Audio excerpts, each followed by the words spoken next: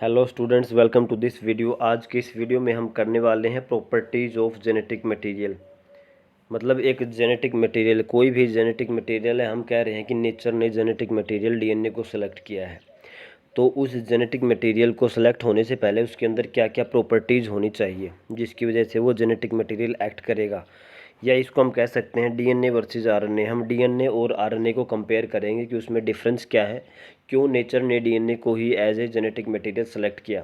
RNA भी एक nucleic acid है, डीएनए भी एक न्यूक्लिक एसिड है, लेकिन नेचर ने डीएनए को ही एज ए जेनेटिक मटेरियल क्यों सेलेक्ट किया।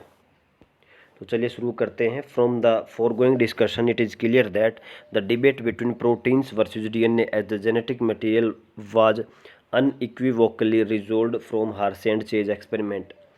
इससे पहले जो हमने सेक्शन पढ़ा था उसमें हार्से और चेज एक्सपेरिमेंट किया था, उसके अंदर हमने देखा था कि भाई जो डीएनए और प्रोटीन है इनमें से कौन जेनेटिक मटेरियल एक्ट कर रहा है वो हमें इस एक्सपेरिमेंट से क्लियर हो चुका था। इसके बाद it become an established fact that DNA is act as the genetic material. ये सभी को एक पता है कि भाई जो डीएनए है वो सेलुलर ऑर्गेनिजम्स के अंदर जेनेटिक मटेरियल एक्ट करता है।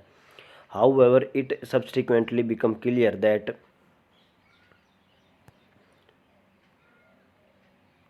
इन some viruses RNA is genetic material. ये भी आगे जब स्टडी की गई तो ये क्लियर हो गया कि कुछ वायरसेस के अंदर आरएनए भी जेनेटिक मटेरियल होता है। यहाँ पे आपके एग्जांपल लिखे हुए हैं, इनको याद रखना है। Tobacco mosaic virus and QB bacteriophage, दोनों के अंदर RNA is act as the genetic material. Answer to some of the questions such as why DNA is predominant genetic material whereas RNA performs dynamic functions of messenger and adapter has to be found from the differences between chemical structure of two nucleic acid molecule। ये सभी को पता है कि जो DNA वो genetic material है, लेकिन आरएनए भी बहुत ही इंपॉर्टेंट फंक्शन परफॉर्म कर रहा है, जैसे कि it will act as the messenger RNA, it will act as the adapter molecule. तो ये भी बहुत ज़्यादा इंपॉर्टेंट फंक्शन है। तो जेनेटिक मटेरियल जो है वो डीएनए को ही क्यों लिया गया है, आरएनए भी ये फंक्शन परफॉर्म कर सकता था। तो इस क्वेश्चन का आंसर हम देखेंगे कि भी केमिकल जो स्ट्रक्चर होता है दोनों का, उसमें क्या डिफरेंस है।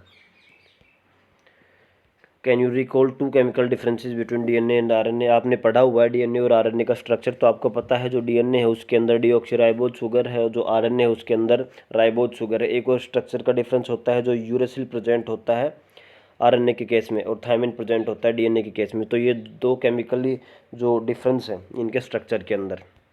अब ये क्वेश्चन भी आ जाता है और डायरेक्टली पूछा जा सकता है कि what are the properties of genetic material, कि कोई भी जेनेटिक मटेरियल है उसकी क्या क्या प्रॉपर्टीज होनी चाहिए। तो इसको पॉइंट वाइज याद करेंगे। It should be able to generate its replica, मतलब ये अपनी रेप्लिका यानी कॉपी को जनरेट करना चाहिए। जैसे कि डीएनए है तो वैसा ही डीएनए, नया डीएनए बनने का जो प्रोसेस है वो होना चाहिए। तो it should able to replicates, मतलब अपनी रेप्लिकेशन का प्रोसेस होना चाहिए। अगला देखिए, it should be chemically and structurally stable, stability होनी चाहिए। जो आपका स्ट्रक्चर है वो भी स्टेबल होना चाहिए और उसके अंदर जो केमिकल्स प्रेजेंट है वो भी स्टेबल होने चाहिए उनकी। ऐसा नहीं है कोई हीट, टेम्परेचर या फिर अदर फैक्टर्स की वजह से वो अपना स्ट्रक्चर को चेंज कर ले। तीसरा प्रॉपर्टी है, it should provide the scope for slow changes यानी mutation that are required for evolution. सबको पता है इवोल्यूशन एक स्लो प्रोसेस है और टाइम टेकिंग प्रोसेस है, लेकिन ये कंटिन्यूस होता आ रहा है हज़ारों सालों से। और ये तभी हो रहा है क्योंकि जो जेनेटिक मटेरियल है उसके अंदर चेंज होता आ रहा है और वो चेंज बहुत स्लो है। तो जो जेनेटिक मटेरियल होता है उसके अंदर ये स्कोप भी होना चाहिए कि चेंज हो, और वो चेंज बहुत स्लो होना चाहिए, ज़्यादा फास्ट भी नहीं होना चाहिए, ताकि इवोल्यूशन हो सके, ताकि बेटर सर्वाइवल हो। अगला पॉइंट देखिए, it should be able to express itself in the form of Mendelian characters, मतलब जो कि in the form of Mendelian characters का मतलब है फिजिकल रूप में। जैसे कि कोई हाइट है तो मान लो जेनेटिक मटेरियल ही उसको कंट्रोल करेगा, लेकिन वो उसको एक्सप्रेस भी करना चाहिए। हाइट है तो हाइट को बाहर एक्सप्रेस करना चाहिए। तो ऐसा नहीं है कि जो कोड प्रेजेंट है डीएनए के अंदर लेकिन वो बाहर एक्सप्रेस नहीं कर पा रहा है। तो जो भी जेनेटिक मटेरियल है उसको अपने आप को एक्सप्रेस भी करना चाहिए। मेंडेलियन करेक्टर्स थे, जैसे जैसे हाइट ऑफ प्लांट था, फ्लावर कलर था, तो ऐसे ही कोई भी करेक्टर है उसको एक्सप्रेस भी करना चाहिए जेनेटिक मटेरियल को। तो ये कुछ प्रॉपर्टीज़ हैं आपकी जेनेटिक मटेरियल के बारे में। आगे पढ़ते हैं।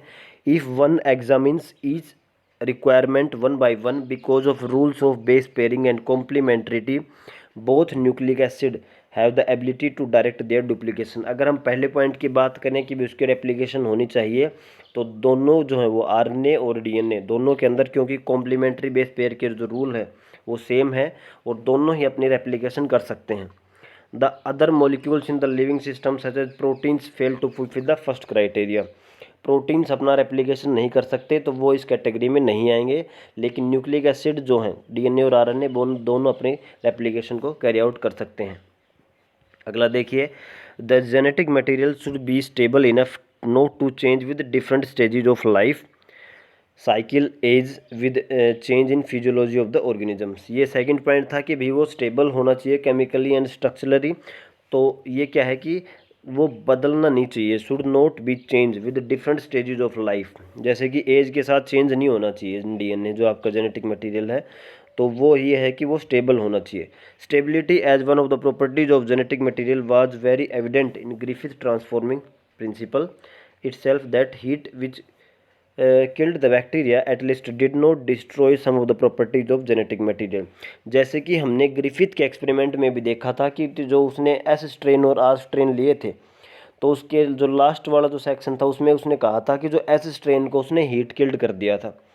तो अब हीट किल्ड मतलब टेम्परेचर को उसने ज़्यादा बढ़ा दिया, तो टेम्परेचर के कारण उसकी प्रॉपर्टीज चेंज नहीं होनी चाहिए। जब हीट किल्ड किया तब भी वो एस स्ट्रेन अपना जेनेटिक मटेरियल आर स्ट्रेन में ट्रांसफ़र कर पा रहा था। तो इसका मतलब ये है कि जो स्टेबिलिटी है वो जेनेटिक मटेरियल की होनी चाहिए, वो किसी भी फैक्टर से अपना जो स्टेबिलिटी को चेंज नहीं करना चाहिए। जैसे कि हमने ग्रिफिथ एक्सपेरिमेंट में देखा था कि हीट करने के बाद भी जो जेनेटिक मटेरियल है वो चेंज नहीं हुआ। This is now easily explained in light of the DNA that two strands being complementary if separated by heating come together when appropriate conditions are provided। ये आपने पहले भी देखा होगा कि भी जब डीएनए को हाई टेम्परेचर के ऊपर हम एक्सपोज करते हैं तो डीएनए के दोनों स्ट्रैंड्स जो हैं वो सेपरेट हो जाते हैं, लेकिन ऐसा नहीं है कि वो सेपरेटेड ही रहेंगे। जब नॉर्मल कंडीशन आ जाती है, जब उनका फेवरेबल टेम्परेचर आ जाता है, तो वो दोबारा से एक दूसरे के साथ हाइड्रोजन बॉन्डिंग से कनेक्ट हो जाते हैं। Further 2' OH present at every nucleotide in RNA is a reactive group and makes RNA liable and easily degradable। अब ये है आपका मेन डिफरेंस कि भाई जो, क्योंकि RNA के अंदर आपको पता है राइबोज शुगर होती है और राइबोज शुगर के ऊपर जो सेकंड कार्बन है उसके ऊपर OH भी प्रेजेंट होता है, और जो डीएनए के अंदर डीऑक्सीराइबोज शुगर उसके जो सेकंड कार्बन है वहाँ पर OH प्रेजेंट नहीं होता, वहाँ पे ओनली H प्रेजेंट होता है, हाइड्रोजन होता है, ऑक्सीजन नहीं होता है। तो ये जो हाइड्रोक्सिल ग्रुप जो प्रेजेंट है सेकंड कार्बन के ऊपर, उसके कारण जो आरएनए वो होता है वो बहुत ज़्यादा रिएक्टिव बन जाता है, उसके ऊपर बहुत ज़्यादा रिएक्टिव होता है, जिसके कारण ये क्या करता है आरएनए को लाइबल नहीं बनाता और ईजिली वो डिग्रेड हो सकता है। मतलब जब टेम्परेचर हीट और पीएच वगैरह चेंज करेंगे तो ये ईजिली अपने आप को चेंज कर सकता है आरएनए और डिग्रेड भी हो सकता है। इसी के कारण क्या होता है RNA is known to be catalytic, इसी के कारण आरएनए का कैटालिटिक रोल भी होता है, कैटलिस्ट के रूप में भी वो एक्ट कर रहा है, हैंस रिएक्टिव, क्योंकि वो रिएक्टिव है।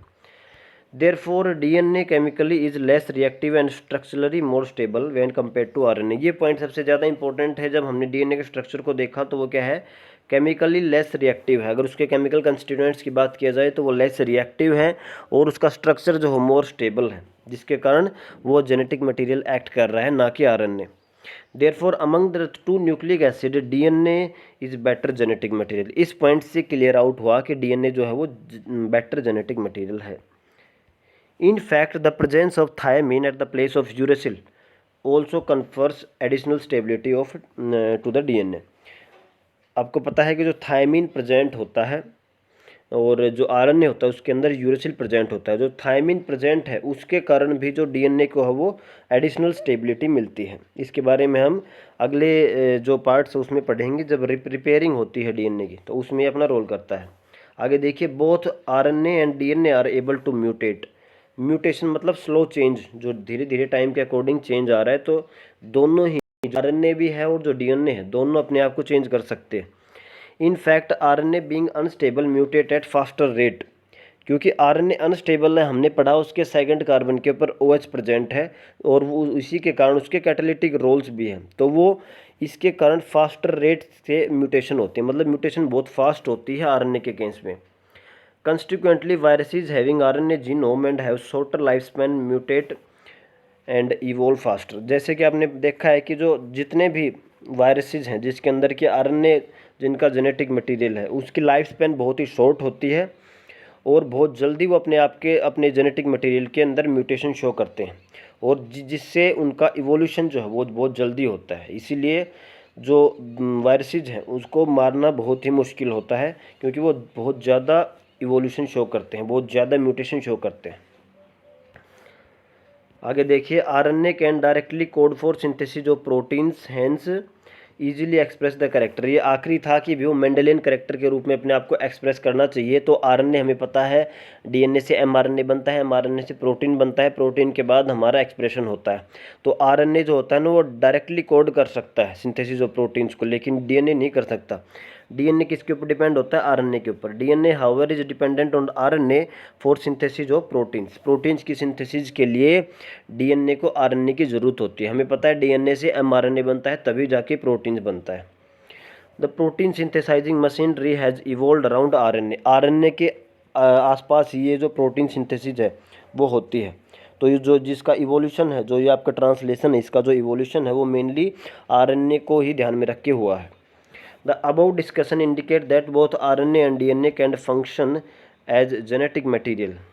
जो हमने आगे ऊपर जो पॉइंट देखे हैं उसके अंदर हमें पता लग चुका है कि भाई जो आरएनए और डीएनए है वो जेनेटिक मटेरियल दोनों एक्ट कर सकते हैं। क्यों? But DNA being more stable, आपने देखा है डीएनए ज़्यादा स्टेबल है, is preferred for storage of genetic information. कि जेनेटिक इन्फॉर्मेशन को स्टोर करने का काम कौन कर रहा है? डीएनए, क्योंकि वो ज़्यादा स्टेबल है, उसका स्ट्रक्चर ज़्यादा स्टेबल है, उसके केमिकल जो अंदर कंपोजिशन है वो भी इजीली चेंज नहीं होती है। तो अगर जेनेटिक मटेरियल को स्टोर करना है तो स्टोरेज का काम करेगा आपका डीएनए। लेकिन जो ट्रांसमिशन का काम है, for transmission of genetic information, मतलब कि जेनेटिक इन्फॉर्मेशन को ट्रांसफ़र करना है, उसके बाद उसको कैरेक्टर्स के अंदर एक्सप्रेस करवाना है, वो मेन काम आपका कौन अच्छे से करेगा? आरएनए। तो ये है आपका डीएनए और आरएनए के बीच में डिफरेंस कि भाई क्या क्या इसके अंदर केमिकल डिफरेंस है, क्यों आरएनए ज़्यादा रिएक्टिव है, क्यों डीएनए ही जेनेटिक मटेरियल के रूप में हमने चूज किया। तो ये पोर्शन काफ़ी इंपॉर्टेंट है, इसको आपको अच्छे से पढ़ना है एनसीईआरटी के अंदर और अपने नोट्स भी तैयार करें अगर क्वेश्चन आ जाता है तो। और अगले पोर्शन में हम स्टार्ट करेंगे आरएनए वर्ल्ड के बारे में।